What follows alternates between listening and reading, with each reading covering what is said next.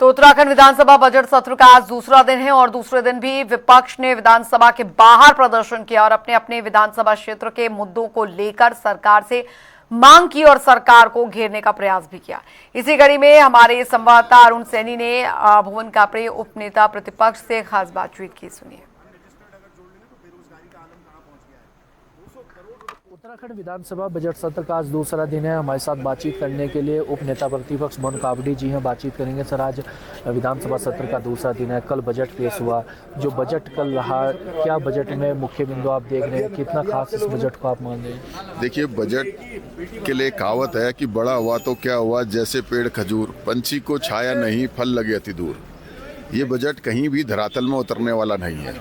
ये सिर्फ किताबी बजट है और ये सिर्फ अखबारी बजट है। इस बजट में किसान को कैसे कर्ज मुक्त किया जाए, कहीं योजना नहीं है। इस बजट में स्वयं सहायता समूह, जिनको भारतीय जनता पार्टी की सरकार पिछले 5 सालों से भीड़ के रूप में उपयोग कर रहे हैं, उन स्वयं सहायता समूह को, उन महिला शक्ति को कैसे मजबूत किया जाए, उसमें कुछ नहीं है। जो बेरोजगारों की बात करते हैं, बेरोजगारों को कैसे बेरोजगारी भत्ता दिया जाए, उसमें कोई बात नहीं है। तो बजट खाली दिखावे का है और इसी बजट धरातल पर नहीं उतर सकता। आज प्रश्नकाल भी होना है, बजट पर चर्चा भी होनी है। क्या मुद्दे आज सदन के अंदर उठाने जा रहे हैं? देखिए, आज का जो उत्तराखंड का सबसे ज्वलंत मुद्दा है वो है कानून व्यवस्था। 310 में हमने कानून व्यवस्था पर प्रश्न लगाए हैं। उसके अलावा किसानों पर, जंगली जानवरों पर और जनजाति के अधिकारों पर, इन सब पर जो है चर्चा के लिए क्वेश्चंस लगाए गए। आपके हाथ में ये बैनर पोस्टर भी है खटीमा को लेकर, इसमें क्या है, क्या मांग है आपकी सरकार से, क्या मांग है? देखिए, खटीमा बग्गा चौवन गांव है और ये टोंगिया पद्धति से सन 70 में बसाया गया था। इंदिरा गांधी जी ने इसे बसाया था और जब मोदी जी की सरकार बनी थी 2014 में, उन्होंने गांव को गोद लेने की बात करी थी, जिसको कहते हैं कि मोदी जी का ड्रीम प्रोजेक्ट था कि एक सांसद एक गांव को गोद लेगा एक विधानसभा में और उस गांव का विकास होगा। तो इस बग्गा चौवन गांव को माननीय भगत सिंह कोश्यारी जी ने, जो भाजपा के वरिष्ठ नेता हैं, पूर्व मुख्यमंत्री, पूर्व राज्यपाल हैं, उन्होंने ये बग्गा चौवन को गोद लिया था और ऐसा गोद में लिया कि आज बग्गा चौवन के लोग रातों को सो नहीं पा रहे हैं। उनको नींद नहीं आ रही कि किस दिन सरकार ये आदेश कर दे कि बग्गा चौवन को खाली करो।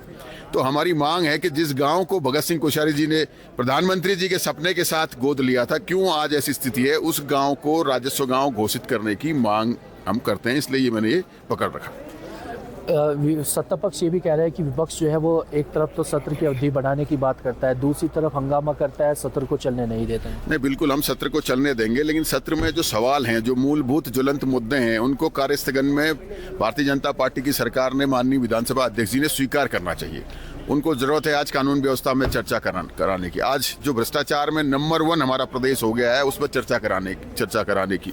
आज जरूरत है कि युवाओं के रोजगार को कैसे सुरक्षित किया जाए। आज जरूरत है जो किसान लगातार कर्ज में डूब रहा है, उसे कैसे कर्ज मुक्त उस अन्नदाता को किया जाए। आज जरूरत है कि शिक्षा और स्वास्थ्य को कैसे अंतिम छोर के व्यक्ति तक बुलाया जाए। बात करेंगे आयुष्मान, अटल आयुष्मान जो है कि अपना जो है गोल्डन कार्ड की, लेकिन सारे अस्पतालों में सरकार की पेंडेंसी है। और आज अगर उत्तराखंड का आदमी किसी अस्पताल में इलाज के लिए जाता है तो मरीज को ले नहीं रहे हैं, कि वो कहते हैं कि आपकी सरकार पेमेंट नहीं करती।